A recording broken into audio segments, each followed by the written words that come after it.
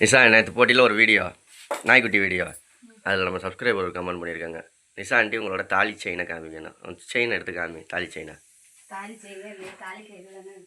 இருக்கிறதா காமி. இங்கே பாருங்க நாய்க்குட்டி என்ன பண்ணுதுன்னு பாருங்கள். அழகாக தூங்கிட்டு இருக்காரு பாலை குடிச்சிட்டு. காமி. இதுதான் தாலி செயினுங்க நிஷாவோடது.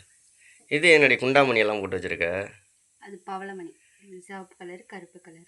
இதாங்க நிஷாவோட தாலி செயின்.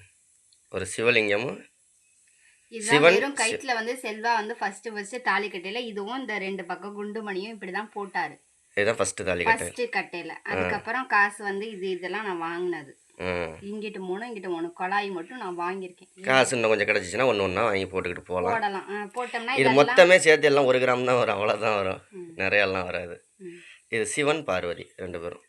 இங்கே தான் நிஷாவோட தாலி டிசைன். எப்படி நாடாரில் மேக்ஸிமம் எல்லாருமே இப்படி தான் கட்டியிருப்பாங்க. நாடாரில் சிவலிங்கமும் பார்வதி அப்படி தான் இருக்கும். குலதெய்வம் சிவனுங்கிறதுனால அது மாதிரி கட்டுவாங்க.